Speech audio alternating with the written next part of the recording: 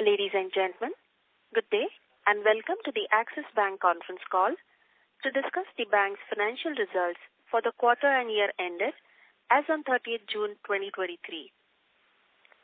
Participation in the conference call is by invitation only. Axis Bank reserves the right to block access to any person to whom an invitation has not been sent. Unauthorized dissemination of the contents or the proceedings of the call is strictly prohibited, and prior explicit permission and written approval of Axis Bank is imperative. As a reminder, all participant lines will be in the listen-only mode. There will be an opportunity for you to ask questions at the end of the briefing session. Should you need assistance during the conference call, please signal an operator by pressing star then 0 on your touchtone phone. Please note that this conference is being recorded. On behalf of Axis Bank, I once again welcome all the participants to the conference call.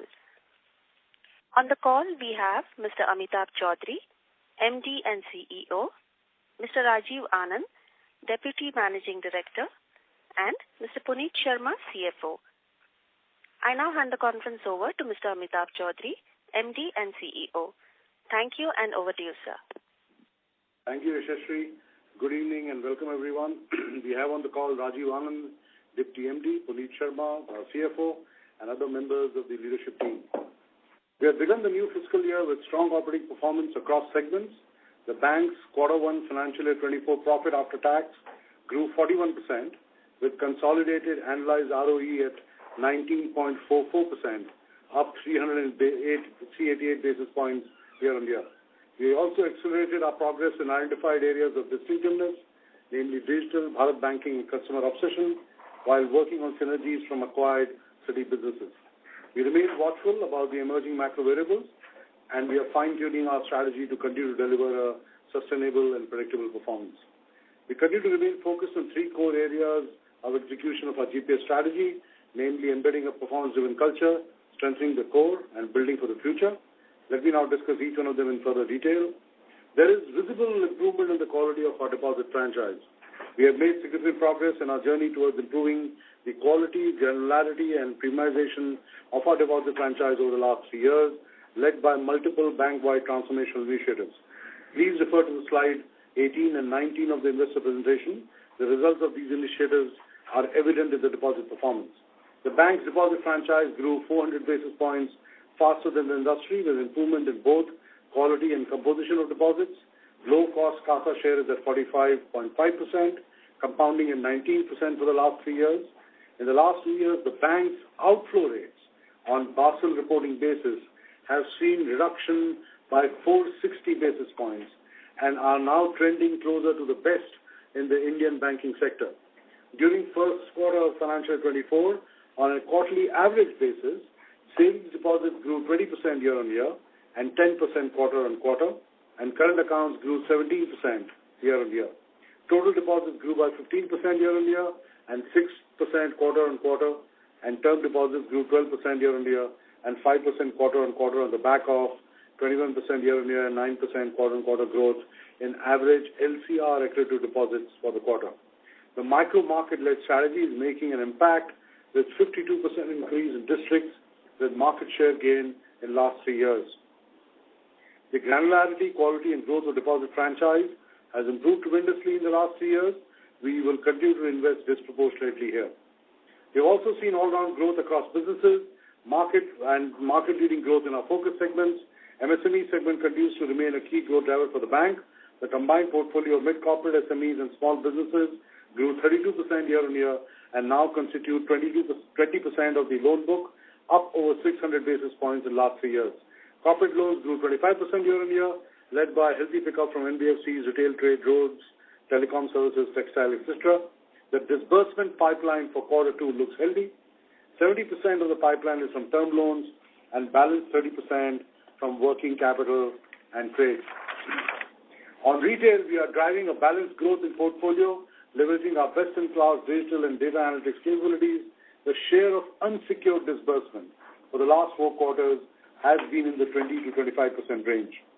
As far as strengthening the core is concerned, on wholesale banking, the transformation program that we started 2 years back are delivering client impact as we strengthen our capabilities in the transaction banking and treasury segments.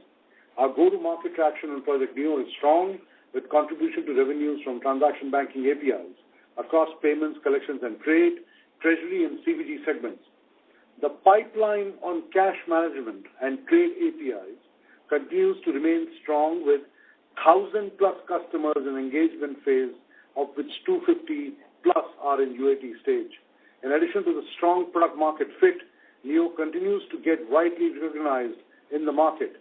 The bank bagged the award for Best Product Innovation for Neo API Banking Suite at the Infosys Pinnacle Innovation Awards 2023 and the Best API Project at the Asset AAA Awards. Building for the future, digital banking performance is strong. Our Digital 2 balance sheet continues to deliver strong growth with 56% increase in deposits and 60% increase in loans. Access 2 is now roughly 5% of the bank's overall business, and we intend to increase contribution by 3 to 4 times by fiscal 2027. We have taken early leadership in leveraging platforms like Account Aggregator, ONDC, CBDC, and OCN. Please refer to slide 46 of the investor presentation. Axis was the first bank to go live on the Account Aggregator platform as financial information provider. Since then, the bank has launched a number of use cases as a financial information user. Today, the bank offers personal loans, auto loans, two-wheeler loans, home loans, small business and loans and credit cards, leveraging the Account Aggregator framework.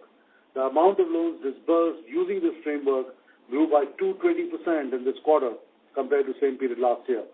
We launched OneView, a multi-bank aggregator feature built into Axis mobile app that allows users to get a consolidated view of all their balances from different banks, track all transactions, and access statements at one place. It is a unique offering, first of its kind in the banking industry, and has seen more than 2.5 lakh registrations in the first 8 weeks of its launch. We continue our leadership in partnership and ecosystem models. We have more than 100-plus digital partnerships to fuel new customer growth. During the quarter, we partnered with Airtel and Flipkart to offer instant personal loans to their customers in less than 30 seconds. During the quarter, we also partnered with RBI Innovation Hub and launched 5-minute digital end-to-end KCC loans with instant loan account opening and access to funds. We also launched digital business loans for MSMEs, leveraging RBI's Innovation Hub. We are also the first bank to launch a central bank digital currency merchant app, the first to launch an iOS app, and among the first banks to offer partial interoperability with UPI QRs. On the bank-wide programs to build distinctiveness, our big bet on Bharat is growing from strength to strength. We have further expanded our distribution footprint to 2,250 that are complemented by a 62,000-strong CSC yearly network. The CSC Q1 asset disbursals grew by 3 times on a year-to-year basis. We are leveraging the tech stacks of agri-tech and fintech companies to serve the retail customer in Bharat. During the quarter, we went live with ITC Mars, a multi-product partnership offering opportunities for rural assets, retail assets, liabilities, forex across a large network of farmers and farmer-producer organizations. Our digital co-lending platform is live with 6+ partners, and we have more products and partners lined up to go live on the platform during this year. Q1 financial year 24 disbursements grew by 34% year-on-year. Rural advances were up by 22%, and deposits on the Bharat segment grew by 17% year-on-year. Sparsh, our customer obsession program, is making an impact on our customer experience scores. It is now live across 100% of the bank branches and all service touchpoints. Over the last year, NPS in retail journeys has moved up to 130 and in wholesale to 133 over an index baseline of 100. We have industry first 6-hour service promise for our Bangladesh customers available on our app. On Citibank consumer business integration, the Citibank is now well integrated and the customers have seamlessly transitioned to the broader platform and access. This is demonstrated through the trends we are seeing across credit card spends, higher acquisitions, and stronger term deposit mobilization. We are also witnessing synergy benefits coming through. Examples include improvement in monthly disbursements in the vehicle finance business and the great response we have seen for new wealth management products from the palette made available with the Access Group. The ex-Citi colleagues have welcomed the opportunity to take on larger responsibilities within the bank. The analyzed attrition is materially below the trend of the previous 2 years. In closing, the Indian economy and the banking sector are well placed in context of the global geopolitical and macro headwinds. The emerging trends with shift in global value chain mix, Indian government supportive policies, and infrastructure for MSME, Bharat, and digital will help the Indian banking sector. We at Axis Bank are well positioned to take advantage of these opportunities and believe that we have significant runway for growth. We remain focused on our GPS strategy and our areas of distinctiveness in building an all-weather institution that will stand the test of time. I will now request Puneet to take over. Thank you, Amitabh. Good evening and thank you for joining us. We continue to make good progress towards building a stronger, consistent and sustainable franchise. We have strengthened our core businesses and are focused on ensuring our balance sheet is resilient across cycles.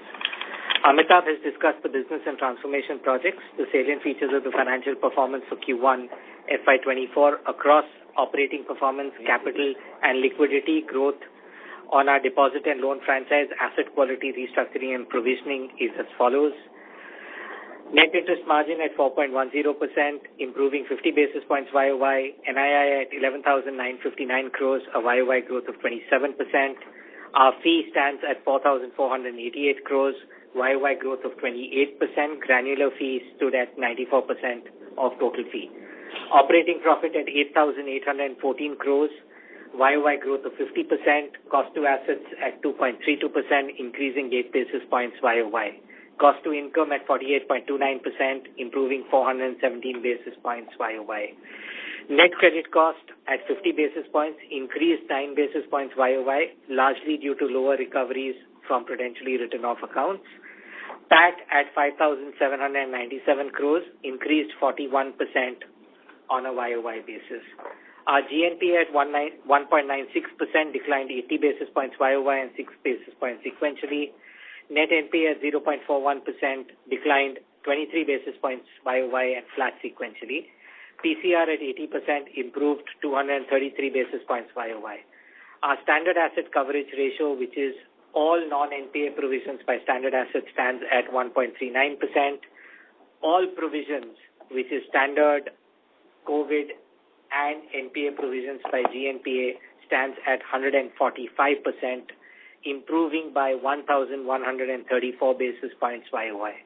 Our consolidated ROA stands at 1.83%, improving 35 basis points YOY. Our consolidated ROE stands at 19.44%, improving 388 basis points YOY. It's important to note that we net accreted CET1 in the quarter by 36 basis points. Net interest margins.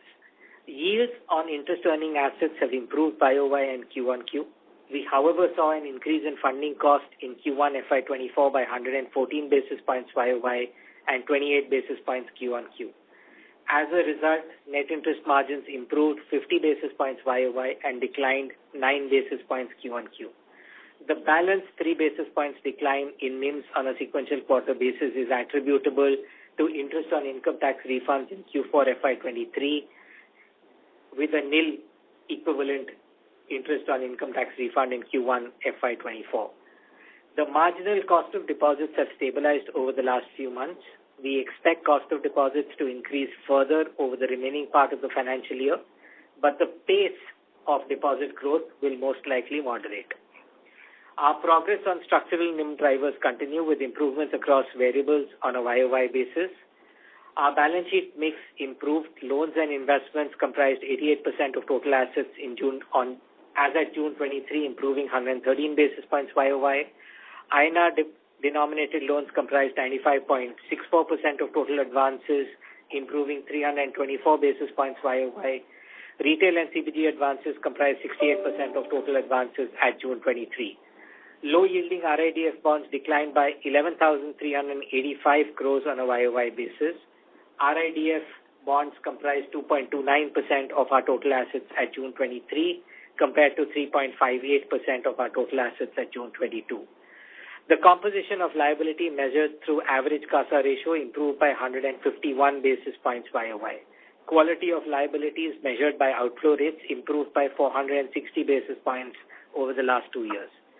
We had strong fee performance in the quarter. Fee income stood at 4,488 crores, growing 28% YOY. Total retail fee grew 37% YOY and 1% sequentially. Fees from cards grew 60% YOY and 24% quarter on quarter. Fees on retail forex exchange and remittances grew 33% YOY and 12% sequentially. Our transaction banking fee grew 17% YOY and 4% sequentially. Operating expenses for the quarter stood at 8,232 crores, growing 28% YOY and 12% sequentially. It's pertinent to note that there were no Citi BAU expenses in Q1 FY23 and only 1 month Citi expenses in Q4 FY23. 21% of the YOY growth and 28% of the quarter-on-quarter growth in rupee terms is attributable to integration expenses. The balance YOY increase in rupee crore expenses other than described above can be attributed to the following reasons. 4% is linked to volume, 57% is linked to our technology and growth-related investments, and the balance 39% is for our BAU operations. Technology and digital spends grew 19% YOY and constituted 8% of our total operating expenses.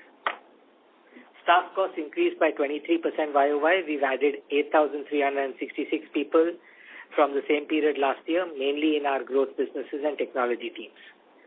Operating expenses to average assets stood at 2.32%, higher by 8 basis points YOY and 7 basis points sequentially. The acquired Citi business is entirely retail, which understandably runs at higher cost and return ratios. The Citi business will be ROE accretive post-integration. The cost ratios will remain sticky till the Citi integration phase is over.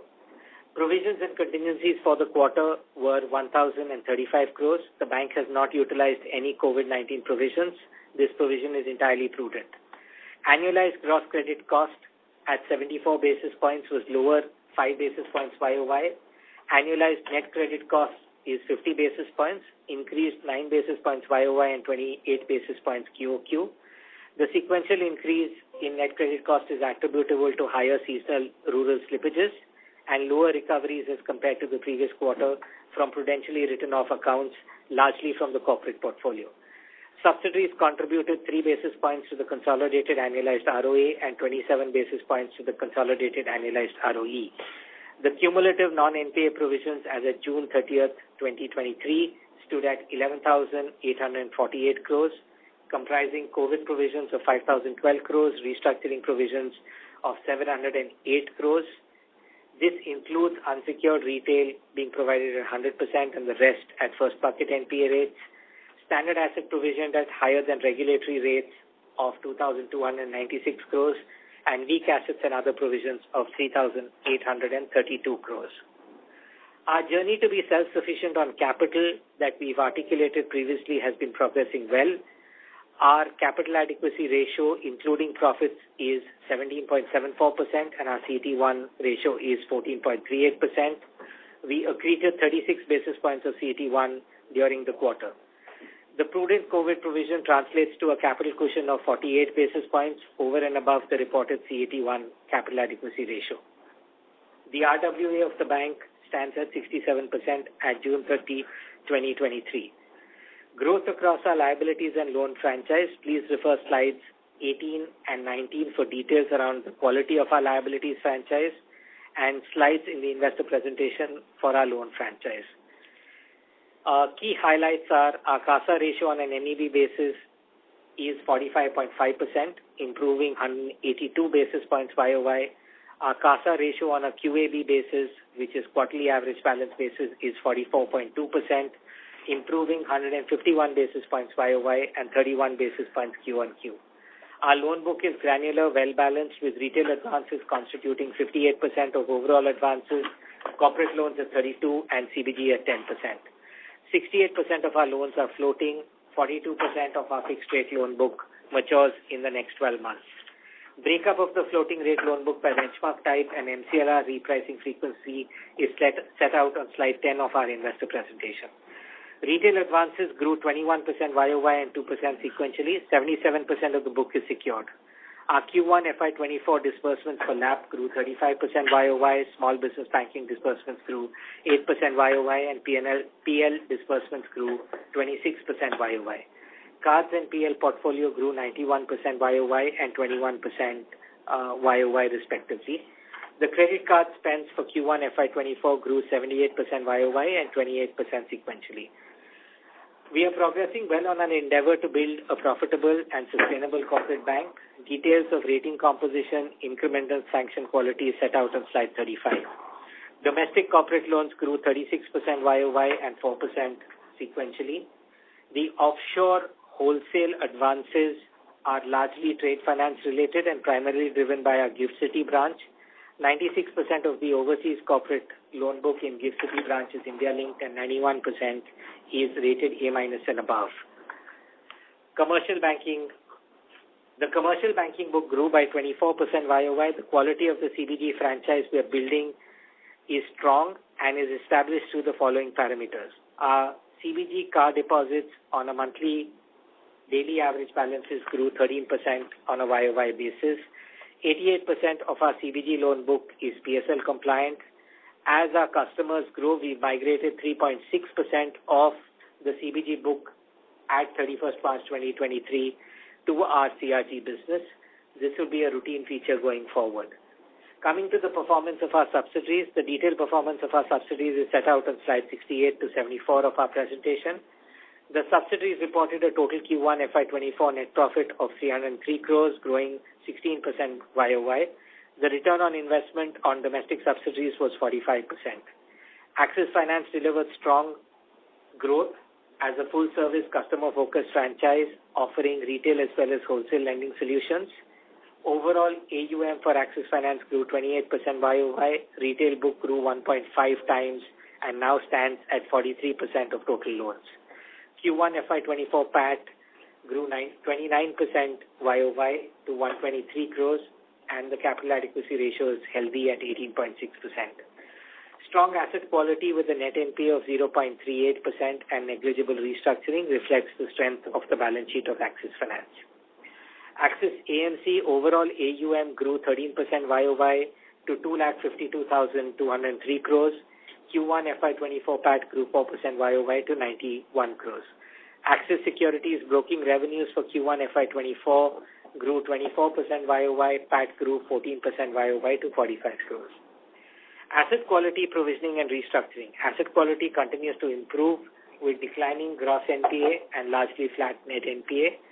Slippages, GNPA, NNPA and PCR ratios for the bank and segmentally for retail, CBG and corporate are provided on slide 59. Q1 FY24 gross slippage ratio annualized stands at 1.87%, declining 18 basis points YOY. Gross slippages for the quarter was 3,990 crores, higher by 8% YOY, mainly relating to the retail book. Our CBG and CRG slippages are contained or improving both on a YOY and Q1Q basis. Further, for the quarter, 38% of the gross slippages are attributable to linked accounts of the borrowers which were standard when classified or have been upgraded in the same quarter. Net slippages for the quarter were 1,685 crores, of which retail was 2,028 crores, CBG was 64 crores, and wholesale was a negative 407 crores. Recoveries from written-off accounts in the quarter was 554 crores. Net slippages in the quarter adjusted for recoveries from written-off accounts was 1,131 crores, of which retail was 1,639 crores, CBG was negative 10, and wholesale was negative 498 crores. To summarize, the Axis Bank is progressing well to be a stronger, consistent and sustainable franchise.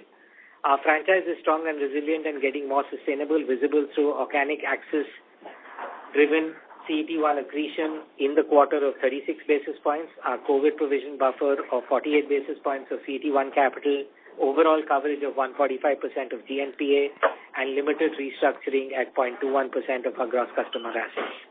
Our consolidated ROE at 19.44% improved 388 basis points YOY. We have now consistently delivered an ROE in excess of 18% over the last 4 quarters through disciplined execution. We have laid a good foundation for our liability franchise. The improvement journey is progressing well. Our Q1 FY24 QAB and MEB CASA ratios stood at 44.2 and 45.5%, improving 151 basis points and 182 basis points respectively on a YOY basis. Outflow rates have declined by 480 basis points, showing the significant improvement in the quality of the liability franchise. Improvements planned over the next 7 to 8 quarters should deliver results with some inter-quarter fluctuations which are normal for a business our scale and size. We are well placed in the current macro environment. We continue to focus closely on the geopolitical environment, inflation, liquidity, and cost of funds and its impact on our business. We would be happy to take questions now. Thank you very much. We will now begin the question and answer session. Anyone who wishes to ask a question may press star and 1 on their touchtone telephone. An operator will take your name and announce your turn in the question queue. Participants are requested to only use handsets while asking a question. Ladies and gentlemen, we will wait for a moment while the question queue assembles.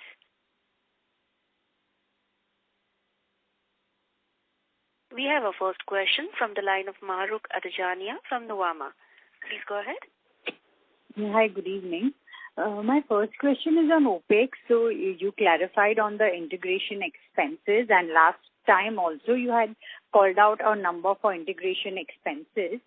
And if you add both, then the integration expenses work out to roughly 350-380 crore per quarter. Is that the run rate we continue to expect in the next few quarters? Mahrukh, thank you for the question. Slide 13 of the investor presentation clearly calls out integration expenses for the quarter. It is 385 crores.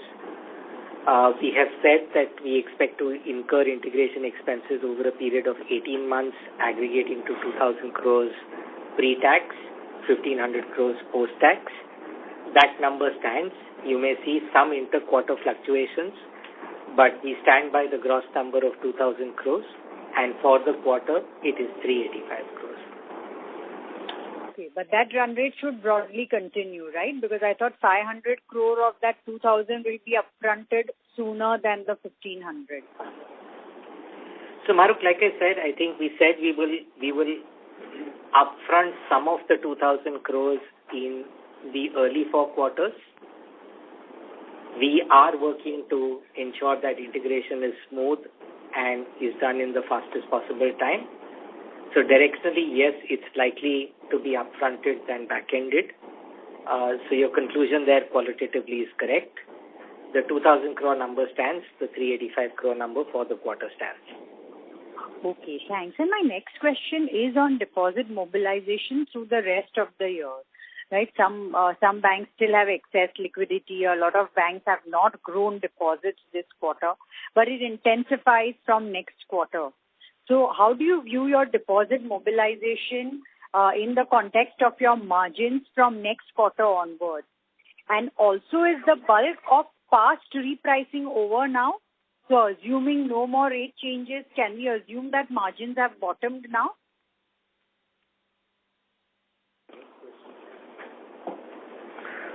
Thank you, Mahrukh.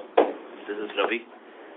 As far as the growth in deposits is concerned, it continues to be an effort across the banking sector, no doubt about it.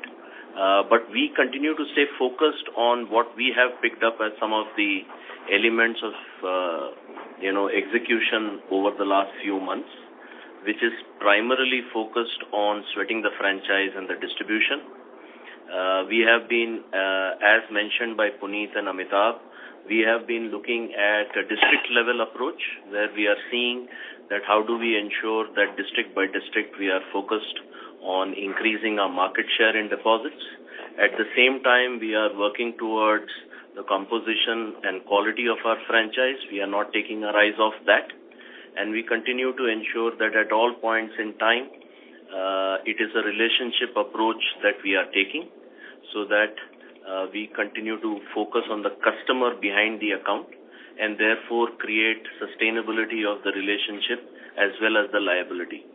So overall, as we see, the focus is on sweating the distribution that we have and continue to focus on how every resource can participate and contribute.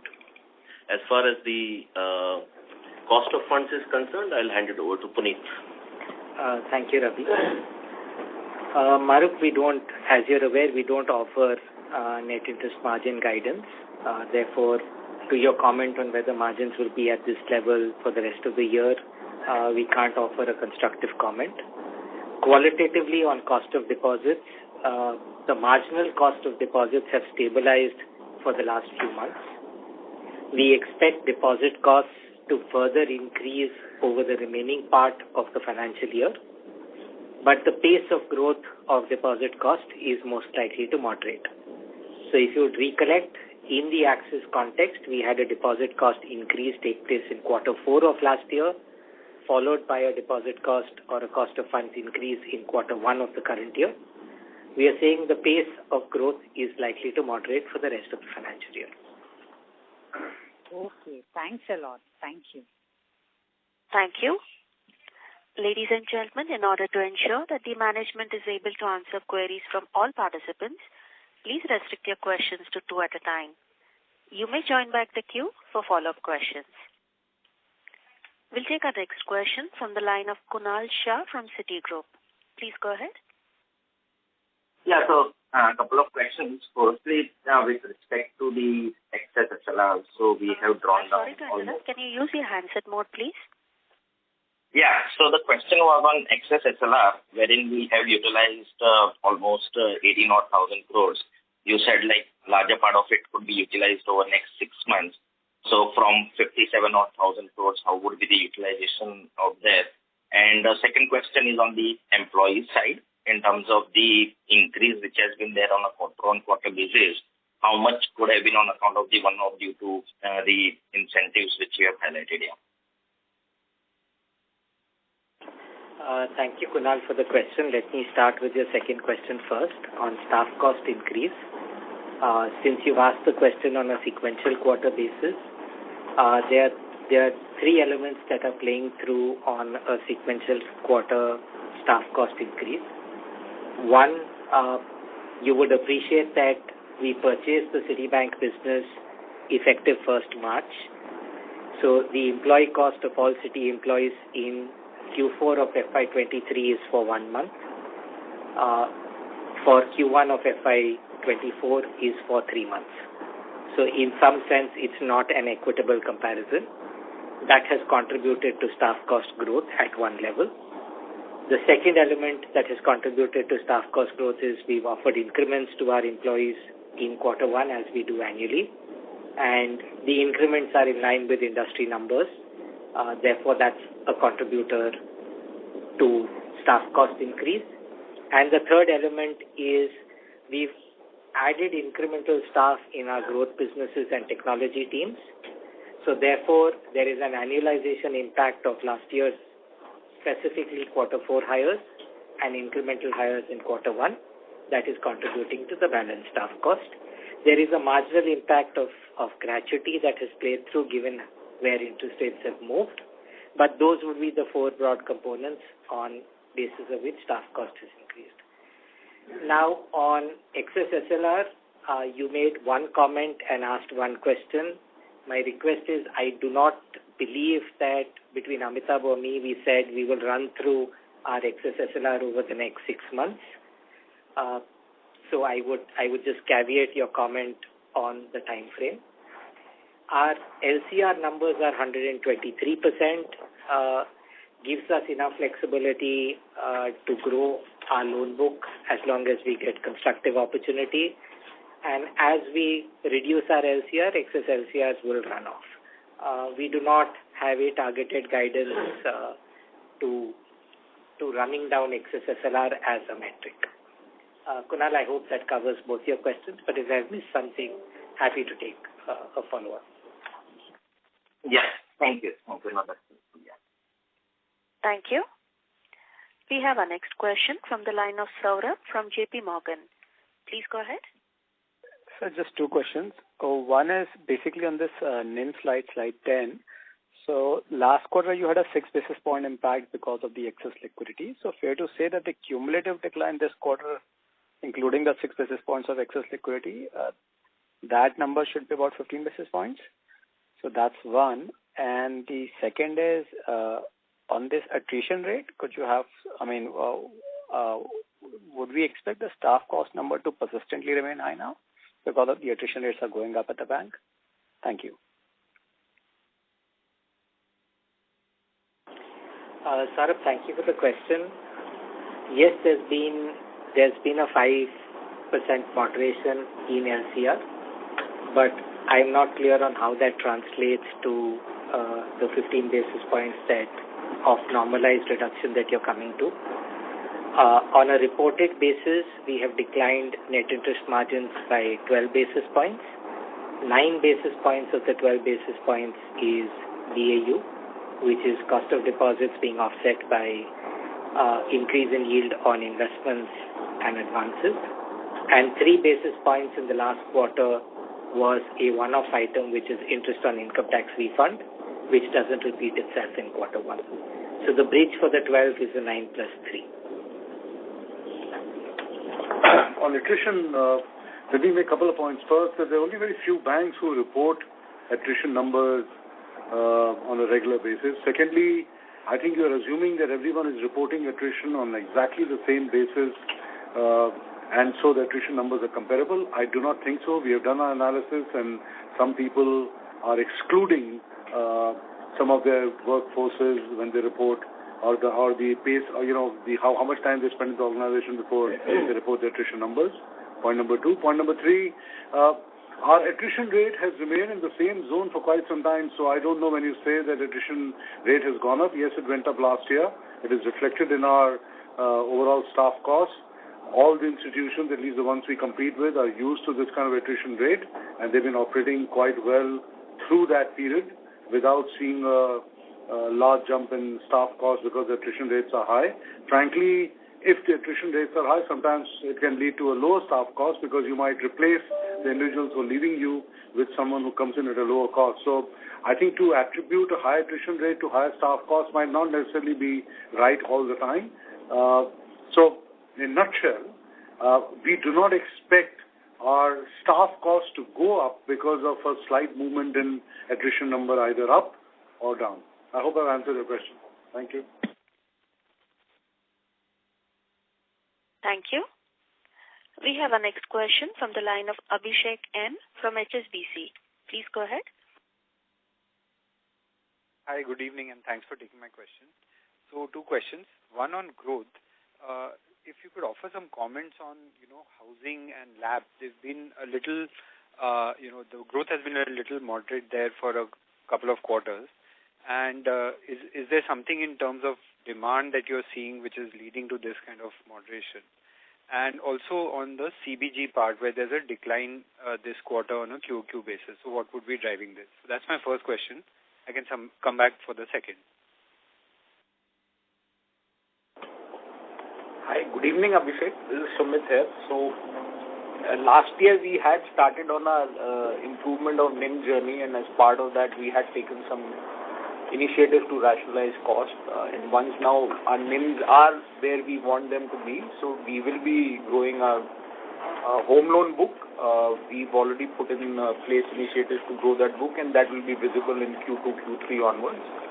Net of home loan, every other product is doing well. Home loan, we have a plan in place to grow the book. So Q4 over Q1 drop is, you would have seen that last year as well. But you'll find that the overall growth on a YOY basis continues to be, quite strong. This is a business that we like. It is granular. It is sectorally dispersed, very profitable, and this is a piece that we are looking to grow and grow quite strongly. So we are not very concerned about the small drop that you've seen on a Q1Q basis. And my second question is on cards. Mr. Abhishek? Yeah. Does that answer your question? Yeah, that was the first. I've got one more. Please go ahead. Thank you. So the second question is on cards. So first, can you give a rough mix of revolvers, EMI, and whether that would have gone down post the City merger? And also, would it be fair to assume that Magnus would have led to, let's say, 15 to 20% of net card additions and also spends? And now, after the devaluation, there would be an impact on both of these. Thanks. Okay, so there's actually three questions there. I'll just sort of take them one by one. Trend-wise, across the industry, the revolver percentage is coming down, but I obviously can't share specific numbers on trend or EMI. EMI is a trend which is increasing, but what we are noticing, and you will have seen this in the RBI numbers as well, is that our overall spend, which is a reported number, is growing quite well and is in fact growing much ahead of the industry. So that's the first part. On the Magnus, no, certainly it would not, we have not seen any attrition, and it will certainly not lead to any meaningful number in terms of attrition, even if it were to come through. The third part is I wouldn't refer to the changes in the Magnus as a devaluation, because if you look at it holistically, we have actually introduced a product which is tied in with our wealth management proposition for our Burgundy customers, which is actually, we believe, even more powerful than the earlier Magnus was. So we are certainly not looking at it as a devaluation. We are looking at it as a segmentation of our product line, more aligned to the high spenders. And for that segment, which spends above a particular threshold, we know with the math we've done that it is still the most powerful card in the market for that segment of customers. So I certainly wouldn't attribute any meaningful number on attrition to it. In fact, we are seeing the spends going up, as I mentioned, on the cards portfolio in general, and we certainly wouldn't call it a devaluation of the Magnus product. Got it. Thanks so much, and all the best. Thank you. Thank you. We have our next question from the line of Adarsh from CLSA. Please go ahead. Hi, Amitabh and team. Most of our questions are answered. I just wanted to check if you think about the cost base adjusted for the integration cost. I'm sure there is some amount of cost that banks are incurring now to spend when the going is good. Just want to understand what's the trajectory, and you've guided to it earlier as well, but when should one expect this to moderate, right? What I'm trying to understand is, will it last till the going is good, or specifically think that there should be a turning point here? Adarsh, thank you for the question. The environment allows us to continue to make investments today. We have previously demonstrated our ability to pull back costs when we need to. And therefore, if you are directly asking me, will we have an ability to manage our cost-to-assets ratio on a go-forward basis post the integration expenses falling away? If the environment were to deteriorate, yes, we do believe that we have levers to manage costs at that point in time. As we stand today, we are constructive about the environment that we operate in, and therefore would like to continue to invest in the franchise.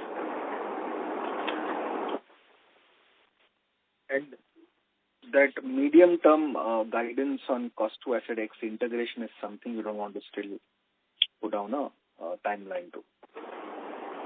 So, Adarsh, what we have said previously, and we've reiterated that on slide 13 of our investor presentation, we had set out around 2% cost to assets on an FY25 exit basis.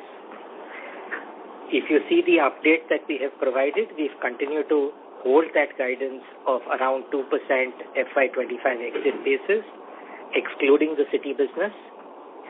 Please appreciate the reason for the exclusion is the Citi business operates at higher revenue and higher costs. We had called out the impact of Citi costs on the univariate cost to assets ratio last quarter. Therefore, the guidance that we had offered previously stands as originally intended. So we are not walking away from that guidance. Perfect. That's it. Thank you. We have our next question from the line of Nitin Agarwal from Motilal Oswal. Please go ahead. Yeah, hi. Good evening, everyone. I have two questions. One is around the Tier 1. We have seen a good improvement in Tier 1 this quarter despite rise in RWA to total asset ratio. So, what has really driven this? Is one-off, or do you think that this is going to sustainably improve over the coming quarters? And in view of this, what will also be the plans that we have on the capital raise? Thank you for your question, Nitin. Let me take the capital raise plan first and then come back to your one-off question on capital. Our current CET1 stands at 14.38%, well above our philosophical re-raise level, well above what we need to protect our domestic AAA rating, sufficient headroom for us to grow at 400 to 600 basis points higher than industry credit that we've indicated we would like to grow at. Therefore, we do not have any plans currently to raise capital for the growth outlook that we have for financial year 24. To your second question on is there a one-off in the net capital accretion that you have seen of 36 basis points? No. Capital accretion is roughly about 66 basis points. If I take you to slide 15 of our presentation, about 66 basis points of accretion is on account of profits for the quarter. Across operations, risk and growth, we've consumed 30 basis points. So the 36 basis points is core organic accretion that we have delivered in the current quarter. Okay. And second question is on the branch expansion plan. While we have a guidance around cost to asset, but how are we looking at the branch expansion over FY24 to 25? And related to the branch expansion on the liabilities, because CD ratio has been hitting close to 90 now. So how are we looking at the liability progression, and what will be our comfort level on the CD ratio? Thank you. So on the branch expansion plan, as we have said earlier too, we continue to look at white spaces across the country, both in Bharat and the urban markets. Current financial year, we are looking at around 400 branches incrementally for the year, and we will keep ourselves open for any kind of opportunity which further comes up. Similar numbers would be where we are looking for, even possibly as we go along. Overall, in terms of the job between the loans and the liability, that continues to be something that is playing out for the industry. We have our eyes closely hooked on to the CD ratio, and we continue to make all efforts to ensure that that is something that is always under control, and see how we can bring it up as we go along. So between the push towards increasing distribution as well as ensuring that the existing franchise is completely sweated out, we continue to be extremely positive about the deposit growth that we have. Right. Thank you, and wish you all the best. Thank you. We have our next question from the line of Param Subramanian from Nomura. Please go ahead. Yeah, hi. Good evening, and thanks for taking my question. So on slide 12, you're showing this the retail cards and payments, within the retail fee mix. So I just wanted to understand, would most of the city fee be sitting within this retail cards and payments? And if so, it looks like the city business would have generated about 150 to 200 crore of fees this quarter. Is that ballpark number correct? Thank you, Param, for the question. I'm not going to call out or ratify the amount that you've calculated. We've categorically said we are one bank, one number reported. It is an integrated Axis franchise. Therefore, the city fee number is not being called out separately. To your first point out that is city fee is being reported, part of the city fee is being reported in retail cards and payment. There will be fees that will come in third-party products, as well as city fees appearing in retail liabilities. The recharacterization of the fees is in line with how Axis used to consistently characterize its fee profile. and therefore there is consistency in this reporting. Okay, got that, Puneet. But, the last numbers we got for, the city business was as of FY20 when, you had given out a, broad P&L. So, I just wanted to understand if the P&L trends, say, in the NII and fee line are, broadly similar, on an accretion basis. Yeah. Param, thanks for the follow-up. What we also set out in that pro forma disclosure was an ROE number, which was 19% plus. We do believe that number is deliverable post full integration, and therefore the business should be ROE accretive for us. Without commenting on specific lines of income and expense growth, we stay committed and stay true to our comment that this business is ROE accretive post-integration period. Okay, thanks for that. Yeah, thanks, Puneet. All the best. Thank you. We have our next question from the line of Rakesh Kumar from B&K Securities. Please go ahead. Yeah, thanks a lot, sir. So, sir, firstly, question was on, the outflow rate, for the LCR calculation, there is an improvement of 460 bips. And, that, improvement is being utilized in the, a lower surplus liquidity, so improving the asset yield. So just wanted to understand what is the longevity, like, how much more we can, improve the, the deposit profile and, use that to, improve the overall margin profile. So how much, what is the, the degree, outer degree of that, if you can elaborate on that. Thank you for the question. As you would see on slide 18 of our presentation, we've called out a June 23 outflow rate of 23.7%. If you look at broadly our peer bank set, we've reached the range that they have historically operated in and continue to operate in. So the efficiency there would be at the margin, because we've seen a significant improvement in the last 24 months. So that lever of NIM improvement is getting optimized and may have limited to no scope of improvement on a go-forward basis. Secondly, on the, you mentioned that, there is a seasonality in this rural slippage number, and, the recovery number, kind of has come down. So recovery number we can understand, but the seasonality of this rural slippage number, so can we see this number in any other quarter, Q3 or Q4, or it will happen just in Q1? So if you can help that. Thanks again for that question. Typically, rural NPS is a May-November cycle, so you will see a Q1, Q3 impact of the rural cycle. The other products typically don't have the seasonality that comes through the rural loan portfolio. Thank you, sir. Mr. Rakesh Kumar? Yeah, I am done. Thanks a lot. Okay, thank you. Ladies and gentlemen, to ask a question, please press star and 1 on your phone now. We'll take our next question from the line of Arvind R. from Sundaram Alternates. Please go ahead. Hi, sir. Thank you for the opportunity.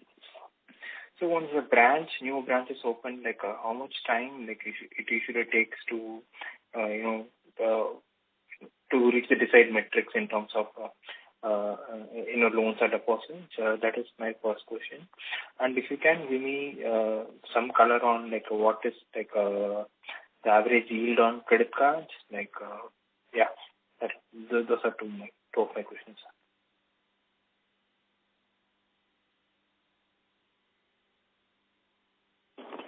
Yeah, thanks. On an average, we are now looking at the branches becoming fully profitable in the ballpark of a couple of years. Obviously, there will be outliers. Some of them may come in faster. Some of them may go beyond. But on a broad basis, couple of years is where we look at the customer base kicking in, and a granular kind of approach in terms of getting the profitability. Thanks. On the cards, I'll have Arjun or Puneet look at it. Thanks for the question. As you're aware, we don't give product-wise yields out. So Arjun did allude to how the market is moved on revolve plus cards loans. But we do not have a particular yield call-out on the cards portfolio that we can disclose, please. But if we can just ask one question, like especially on fixed rate loans, especially in consumer segment, banks have not been able to, pass on the interest rate that much. I'm just trying to get your view on, how do you see, passing on the rates to, the customers in the retail segment, especially in fixed rate book, like, personal loans and other products. Thank you for the question. Like I said earlier, we've seen an improvement on our yield on advances. We are also seeing improvement on yields on disbursements, which is why we've been able to offset the 31 basis points cost of funds increase. So that's visible in the numbers that we're reporting. Having said that, the market is competitive. We operate in a competitive market space, and consequently there will be pulls and pressure on pricing for the customer profile that we would like to have. So I think it's a market dynamic. We are a large and active participant. We have meaningful distribution strength as one axis. So we feel comfortable competing and winning in this space. On your fixed rate loan profile, I had earlier called out that 42% of our fixed rate loans mature over the next 12 months. That should give you an indication of the repricing frequency of that book. Thank you, sir. Thank you. Thank you. I now hand the conference over to Mr. Puneet Sharma for closing comments. Thank you, and over to you, sir. Thank you, Yashasvi. Thank you, everybody, for your time this evening. We'd be very happy to take any questions that remain unanswered. Subsequently, please feel free to reach out to Abhijit, and we'd be happy to take on a follow-on question or engage with you. Thank you very much. Have a good evening. Thank you, sir. On behalf of Axis Bank, thank you for joining us, and you may now disconnect your lines.